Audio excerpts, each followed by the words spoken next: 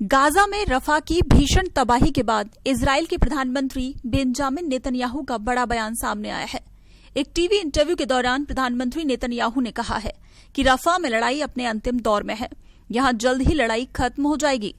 लेकिन उन्होंने साथ में ये भी स्पष्ट कर दिया कि हमास के खिलाफ उनकी जंग तब तक जारी रहेगी जब तक वो सत्ता से बाहर नहीं हो जाता। प्रधानमंत्री बेंजामिन नेतन्याहू ने साफ शब्दों में कहा, हमास से यदि कोई समझौता होता है तो वो हमारी शर्तों के अनुसार होगा। हमारी शर्तें युद्ध को समाप्त करने के साथ ही बंधकों को छुड़ाना है। इसके साथ ही हमास को गाजा छोड़ना होगा। हम उसे किसी भी हाल में पहले जैसा नहीं रहने देंगे। नेतन्याहू का ये बयान ऐसे वक्त में सामने आया है जब हिजबुल्लाह की तरफ से हमले तेज हो गए हैं। लिहाजा इन हमलों को देखते हुए प्रधानमंत्री नेतन्याहू ने इजरायली सेना की टुकड़ी जल्द ही लेबनान की सीमा पर भेजने का फैसला किया है। वहीं हमास ने नेतन्याहू के बयान की आलोचना करते हुए दोहरे मापदंड का आरोप लगाया।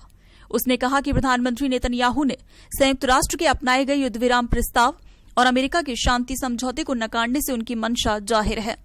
हमास का कहना है कि नेतन्याहू सिर्फ गाजा में लोगों का नरसंहार करना चाहते हैं।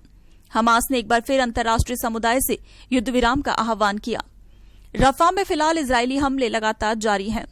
रविवार को जारी रिपोर्ट में पिछले 24 घंटे में 47 लोगों की मौत हुई, जबकि 121 लोग घायल हुए। ये आंकड़े लगातार बढ़ रहे हैं। 7 अक्टूबर से अब तक 37,500 फिलिस्तीनी मारे जा चुके हैं। आपको बताते चलें कि सीजफायर की तमाम कोशिशों के बीच इजरायल ने बेकसूर फिलिस्तीनियों पर कहर ढा दिया है। शनिवार को गाजा के अलग अलग इलाकों में हुए इजरायल के हमले में कम से कम 101 फिलिस्तीनियों की जान चली गई, जबकि 200 से ज्यादा घायल हो गए।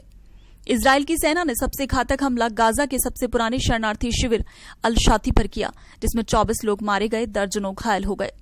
इजरायली सेना ने दूसरा बड़ा हमला अल तुफा कैंप पर किया। इसमें 18 फिलिस्तीनी हताहत हुए। वहीं इजरायली फौज ने मिस्र और गाजा की सीमा पर मौजूद रफा के शरणार्थी कैंप पर भी बम गिराए। प्रत्यक्षदर्शियों ने बताया कि जब ये घटना हुई, अपने घर से 300 मीटर दूर था। मैंने बम धमाकों की आवाज सुनी तो मुझे लगा ये मेरे घर के पास है। मैंने अपनी पत्नी, बेटे, पोती, बेटी को अस्पताल में पाया। गाजा के सिविल डिफेंस के मुताबिक मारे गए फिलिस्तीनियों में ज्यादातर महिलाएं और बच्चे हैं। वहीं इजरायली सेना का कहना है कि उसके लड़ाकू विमानों ने हमास के सैन्य प्रतिष्ठान को निशाना बनाया। फिलहाल आईडीएफ का ऑपरेशन लगातार जारी है और इसी बीच में प्रधानमंत्री बेंजामिन नेतन्याहू का ये बड़ा बयान सामने आया है। उन्होंने कहा है कि रफा में लड़ाई जल्द ही खत्म हो जाएगी, लेकिन हमास के खिलाफ उनकी जंग तब तक जारी रहेगी जब तक वो सत्ता से बाहर नहीं हो जाता है।